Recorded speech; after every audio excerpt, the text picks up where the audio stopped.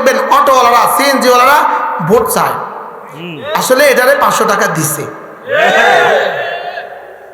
Passenger উঠলেই বলে মা ভোটটা কারে দিবেন, অমুক খুব ভালো, এটারে বিনিময়ে বিকেলবেলা 500 টাকা, বিকেলবেলা কি 500 টাকা। আর আশ্চর্য এক বিষয়, আপনাদের অনেকের সামনে বলতেও ভয় হয়, আপনি ভোট হ্যাঁ দিবেন না না দিবেন, এটা প্রশ্ন। বলেন কি প্রশ্নটা কি? হযরত মাওলানা আব্দুল মালিক হাফিজাহুল্লাহ তাআলা এমন সুন্দর এক কথা বলেছেন। তিনি বলেন যে আপনাকে যদি প্রশ্ন করা হয় ঢাকা, বাংলাদেশের রাজধানী ঢাকা না দিল্লি, আপনি কি বলবেন? ঢাকা। ঠিক আছে, আচ্ছা। এবার যদি বলা হয় ইন্ডিয়ার রাজধানী দিল্লি না ঢাকা, আপনি কি বলবেন? দিল্লি। এটা অথবা এটা, তাহলে আপনি কোনটা বলবেন? যেটা সঠিক আপনি সেটা বলবেন, ঠিক আছে না কথা? এখন যদি বলা হয় বাংলাদেশের রাজধানী ঢাকা দিল্লি, আমি বললাম ঢাকা দিল্লি, আপনি কি হ্যাঁ বলবেন না না? তো না বললে ঢাকাও বাদ, আর হ্যাঁ বললে দিল্লিও বাদ। হ্যাঁ, বাংলাদেশের রাজধানী ঢাকা, হ্যাঁ। দিল্লি, ভারতের রাজধানী দিল্লি, বাংলাদেশের রাজধানী দিল্লি। এবার বাংলাদেশের রাজধানী ঢাকা দিল্লি,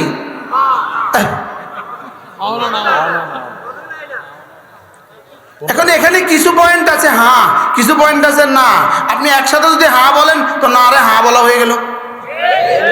আর কিছু পয়েন্ট আছে হ্যাঁ, কিছু পয়েন্ট আছে না। আপনি যদি এখন সবটাকে না বলেন তো হাঁকে না বলা হয়ে গেল। এখন আমরা কি করতাম বলেন?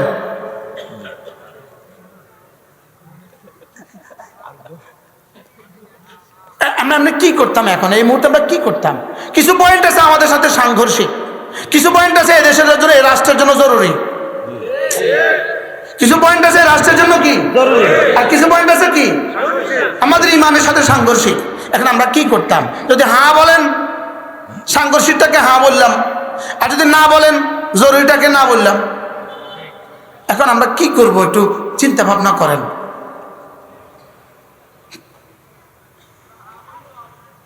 হ্যাঁ বলতে হবে। আপনি দিল্লিতে বাংলাদেশের রাজধানী কেমনে করবেন? তাই এবার বলেন না বলতে হবে, বলেন তো ঢাকারে আপনি অস্বীকার কেমনে করবেন?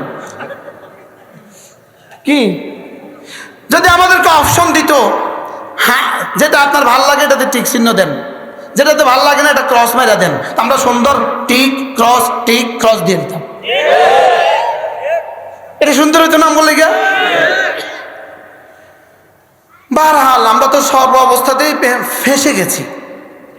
আমরা কি হয়ে গেছি বলেন? আমরা ওদের জালে ফেঁসে গেছি। আমরা ওদের জালে কি হয়ে গেছি? আমরা ওদের জালে ফেঁসে গেছি। তাহলে আমার রোজার দ্বারা ফায়দা কি হবে বলেন? ভুলে গেছি। গুনাহ থেকে কি দিবে? শুধু কি গুনাহ থেকেই বাঁচাবে না, শারীরিক অসংখ্য রোগ ব্যাধি থেকে বাঁচিয়ে দিবে। অসংখ্য রোগ ব্যাধি থেকে কি করবে? বাঁচিয়ে দিবে। ঠিক তেমনি ভাবে ফজরের নামাজ মানুষকে হাজারো রোগ ব্যাধি থেকে বাঁচিয়ে দেয়। বলেন ফজরের নামাজ, বলেন মানুষকে হাজারো রোগ ব্যাধি থেকে কি বাঁচিয়ে দেয়। হাজারো রোগ ব্যাধি থেকে ফজরের নামাজ মানুষকে বাঁচিয়ে দেয়। ফজরের নামাজ যে নিয়মিত পড়ে তার কিডনি ভালো থাকবে। সুবহানাল্লাহ বলেন। যে ফজর নামাজ নিয়মিত পড়ে কিছুটা হাঁটাহাঁটি করবে তার শরীর ভালো থাকে। আচ্ছা, ডায়াবেটিসের ডাক্তার যখন লিখে দেয় ফজরের পরে হাঁটবেন, এবার ঢাকাতে কতজন হাঁটে? আচ্ছা, হুজুরে যখন কইছে, হুজুরে কইলে কতজন হাঁটবো? যেমন ধরেন একজনে 40 বছর পান খায়, 40 বছর।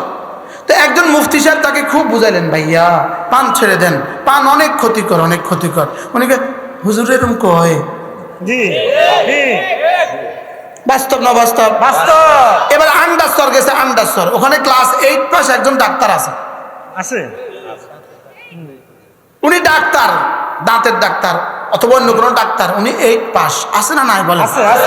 উনি ওনাকে বলতেছে, ভাইয়া পান ক্ষতিকর, আপনি আর জীবনে কখনো খাবেন না। ইনি বিবিরা এসে বলতেছে, শোনো আর খাবো না, ডাক্তার বলেছে আর খাবো না। আচ্ছা কোন ডাক্তার কইছে? এখন আর উনি খাবে না। এখন ডাক্তার যখন বলে রোজা রাখবেন তখন কিন্তু ঠিক মতোই রোজা রাখেন। ডাক্তার যখন বলে ফজরের পরে হাঁটবেন তখন কিন্তু ঠিক মতোই উঠে। বাস্তব না বাস্তব বলেন? এই জন্য ফজরের নামাজের মধ্যে মানব দেহের উপকারিতা, ফজরের নামাজের মধ্যে হাজারো উপকারিতা রয়ে গেছে, শরীরের উপকারিতা রয়ে গেছে, রুহের উপকারিতা রয়ে গেছে, পৃথিবীর উপকারিতা রয়ে গেছে, দুনিয়ার উপকারিতা রয়ে গেছে, কবরের উপকারিতা রয়ে গেছে, হাসরের উপকারিতা রয়ে গেছে। ঠিক তেমনি ভাবে রোজার মধ্যে ওয়ান তাসুমু খায়রুল লাকুম, এটা তোমাদের জন্য হাজারো উপকার রয়ে গেছে। সুবহানাল্লাহ। আপনি দেখে দেখবেন চিটং থেকে একটা গাড়ি রওনা দিছে, চিটং থেকে একটা ট্রাক রওনা দিছে, কক্সবাজার থেকে রওনা দিছে, মাল নিয়ে যাবে ফোর্ট থেকে রওনা দিছে, এটা মাল নিয়ে যাবে দিনাজপুর। এটা মাঝে মাঝে এটা দাঁড়ায়া বডির ওই ডালাটারে উল্টায় রাখে। ইঞ্জিনটাকে কি করে বলেন? ইঞ্জিনটাকে ঠান্ডা করে। সেও কতক্ষণ পিঠ লাগায়া ছটান হয়ে শুয়ে থাকে, আর এটাও কতক্ষণ ঠান্ডা করে, সব বন্ধ করে, সুইচগুলো সব বন্ধ করে এভাবে কতক্ষণ নিজেও থাকে, কতক্ষণ গাড়িকেও রেস্ট দেয়। রোজা মানে এটা। সুবহানাল্লাহ। রোজা মানে কি বলেন? রোজা মানে এটা, এটাকে বলে রোজা। 11টা মাস কুলু ওয়াশরাবু, খাও পান করো, দিনেও খাও, সকালেও খাও, দুপুরেও খাও, রাতেও খাও, শুধু 1 মাস দিনের বেলা খেও না। সুবহানাল্লাহ বলেন। ও কেন খাবা না? প্রথম কথা আমার নির্দেশ, আমি দেখব কে আমার নির্দেশ পালন করে। 2 নম্বর কথা আমার রাসূলের আদেশ। সুবহানাল্লাহ। আর 3 নম্বর কথা হলো তোমার শরীরের জন্য ভালো। 4 নম্বর কথা তোমার রূহের জন্য ভালো। 5 নম্বর কথা তোমার দুনিয়ার জন্য ভালো। হ্যাঁ, রোজা যদি রোজা না হইতো জুতার ফ্যাক্টরিটা কেমনে এত ব্যস্ত? কি আরে রোজা হিন্দুর জন্যও ভালো। জিলাপি, হিন্দু জিলাপি বেচনেওয়ালার জন্য রমজান মাসটা কেমন? অনেক বেশি ভালো। ওরে বাপরে। আর রিক্সাওয়ালার জন্য রোজা ভালো, অটোওয়ালার জন্য রোজা ভালো, গামছাওয়ালার জন্য রোজা কি? গামছাওয়ালার জন্য রোজা ভালো, খেজুরওয়ালার জন্য তো আরো ভালো, সোনাবুটওয়ালার জন্য তো আরো ভালো, পেঁয়াজওয়ালার জন্য তো আরো ভালো। ওই যে আমাদের এলাকায় বলে ভায়োলেট ডাল, কি একটা ডাল কয়? খেসারের ডাল। এটা 12 মাসে ঘোড়াও খায় না, রমজানের মাসে সবাই খায়। বাস্তব না বাস্তব? তাহলে রোজা আমার দুনিয়ার জন্য, আমার আখিরাতের জন্য কি পরিমাণ ভালো। হ্যাঁ, বাকি মজার বিষয় হইল রোজা শুধু দুনিয়ার জন্য রব দেন নাই, দিয়েছেন আখিরাতের জন্য দিয়েছেন। দিয়েছেন কেন বলেন? আখিরাতের জন্য। ফাঁকে দুনিয়াও কি রেখে দিয়েছেন। আচ্ছা, কি আশ্চর্য কথা, রোজা যদি না হইতো এই গার্মেন্টস ফ্যাক্টরি কি করতো? 11 মাসে যা বেছে রমজান মাসে তার চেয়ে বেশি বেছে বেছে না জুতার ফ্যাক্টরি ওয়ালা, আচ্ছা চক বাজারের সেমাই ওয়ালারা, আচ্ছা চিনি যারা এলসি করে তারা, আচ্ছা যারা খেজুর বিদেশ থেকে আনে তারা। তাহলে বুঝা গেছে রোজা ভালো। বলেন ভালো, আবার বলেন তো। এই ভালোর জন্য রোজা দিয়েছে না আখিরাতের ভালোর জন্য রোজা দিয়েছে? রোজা কি মূলত এই ভালোর জন্য দিয়েছে না আখিরাতের ভালোর জন্য দিয়েছে? এখন আমাদের রোজা মানে কেমন আমি আপনাকে শুনাই। আমাদের রোজা দিয়েছে কেন? আখিরাতের জন্য। বলেন রোজা দিয়েছে কেন? তাহলে রমজান দিয়েছে কেন? রোজার জন্য। বলেন এবার রমজানের রোজা দিয়েছে কেন? কোরআনের জন্য। বলেন রমজানের রোজা দিয়েছে কেন? কোরআনের জন্য। রমজানের রোজা দিয়েছে কেন? মূল বিষয় হলো কোরআন। কোরআনের কারণে রমজান, রমজানের কারণে রোজা। বুঝেন নাই? বলেন কোরআন, রমাদান, রোজা। তাহলে কোরআন, রমজান, রোজা। এখন রোজা যেহেতু হয়ে গেল, শেষ দিন যখন খাবা, যেদিন আর রোজা থাকবে না ওদিন তো আমোদ ফুর্তি করো, ঈদ হয়ে গেল। কি হয়ে গেল? ঈদ হয়ে গেল। তাহলে কোরআনের কারণে রমজান, রমজানের কারণে রোজা, রোজার কারণে ঈদ। তাই সব মিলাইলে কোরআনের কারণে কি? ঈদ। সব মিলনে কোরআনের কারণে কি বলেন ঈদ। এখন আমাদের বিষয়টা হলো, যেমন যদি জিজ্ঞেস করেন, এখন আবার ঘুরে আবার বলি, আবার দোহরাই, তাহলে কোরআনের কারণে রমজান, রমজানের কারণে রোজা, রোজার কারণে ঈদ, ঈদের কারণে বাংলাদেশের জুতার ব্যাপারী চাঙ্গা, ঈদের কারণে বাংলাদেশে গার্মেন্টসের ব্যাপারী চাঙ্গা, ঈদের কারণে বুটওয়ালা চাঙ্গা। এখন বুটওয়ালাকে জিজ্ঞেস করেন, তুমি এত ব্যস্ত কেন? জানো না রমজান।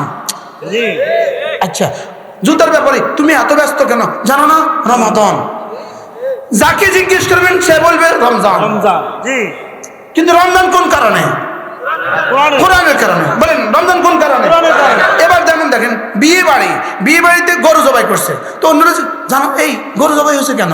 জানো না বিয়ে বাড়ি মানে দুলা আসবে এই জন্য গরু জবাই করছে। আচ্ছা, ছাগল জবাই করছে কি লেগা?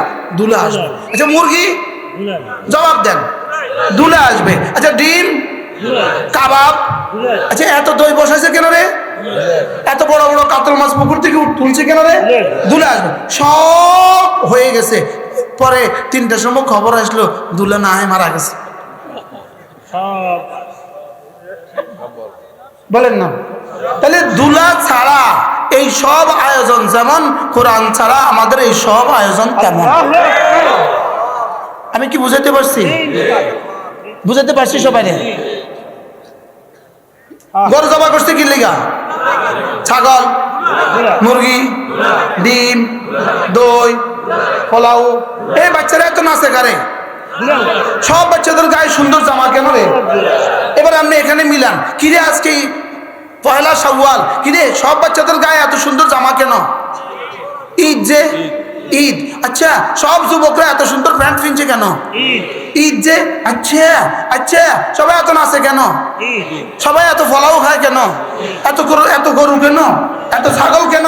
সব ঈদ কিনলে গেলে ও রোজা ছিল যে। আচ্ছা, রোজা কিনলে গেলে ওই রমজান যে, রমজান কিনলে গেলে ওই কোরআন যে। এখন কোরআন ছাড়া বাকি সব কেমন বলেন? হ্যাঁ, দুলা এই দেখছেন জন বুঝছে মাশাআল্লাহ। দুলা মরে যাওয়া, দুলা বিয়ে বাড়িটা যেমন মরে যাওয়া, দুলা মরে যাওয়া বিয়ে বাড়িটা যেমন আমাদের রমজান হয়ে গেছে তেমন। বলেন কি বলছি বলেন? হ্যাঁ, আমাদের রমজান কেমন কেমন? এই বাড়ি কবে আর আনন্দ মুখর হবে? কি হায় হায় হায় হায়, এবারে আর কবে আর আনন্দ মুখর হবে? হায় হায়, সব মাটি হয়ে গেল, সব ম্লান হয়ে গেল, সব মলিন হয়ে গেল। হ্যাঁ, দাদি একদিকে কাঁদে, দাদা আরেক দিকে কাঁদে, মেয়ে আরেক দিকে কাঁদে। মেয়ের কিন্তু এখনো বিয়ে হয় নাই, লেকিন তার কান্না শেষ নাই। মেয়ের কি এখনো বিয়ে হয়েছে? ও কি স্বামীরা এখন দেখছে? লেকিন সে কাঁদে কেন? হায়, দুলা মারা গেছে। বলেন দুলা কি হয়ে গেছে বলেন? এখন এই জাতি এত আনন্দের পরে এত বুট, এত পেঁয়াজু, এত চড়া বুট, এত ইফতারি, এত সেহরি সব পরে যখন যায় দেখবো কি রে নাই দে কিছু, কোরআন দে নাই, কি নাই বলেন কি নাই? এই জন্য মেরে ভাইও, রমজান তো বুঝলাম, রমজান আল্লাহর কসম, রমজান দিয়েছেন আল্লাহ তাআলা সিয়ামের জন্য, রমজান দিয়েছেন দিনের বেলা রোজা রাখার জন্য, রাতের বেলায় তারাবি পড়ার জন্য, আর তেলাওয়াতের জন্য। সুবহানাল্লাহ বলেন। কিসের জন্য বলেন? তেলাওয়াতের জন্য। এই জন্য আল্লাহ তাআলা বলেন শাহরুর রমাদান আল্লাযী, আমি পুরা পড়তে গেলে সময় বেশি চলে যাবে, এই জন্য মধ্যখানেরটা বলে বাদ দিলাম। এরপরে শাহরুর রমাদান আল্লাযী উনজিলা ফীহিল কুরআন, আল্লাহ তাআলা বলেন এটা রমজান মাস। আমি বললাম আল্লাহ রমজানে আপনি রোজা দিলেন কেন? আল্লাহ তাআলা বলেন উনজিলা ফীহিল কুরআন, কারণ রমজানে আমি কোরআন দিয়েছি। রমজানে কি দিয়েছি বলেন? তাহলে রমজান বেশি দামি না কোরআন বেশি দামি? সুবহানাল্লাহ, রমজান বেশি দামি না কোরআন বেশি দামি? এবার কোরআন বেশি দামি না কোরআন ওয়ালা বেশি দামি? সুবহানাল্লাহ।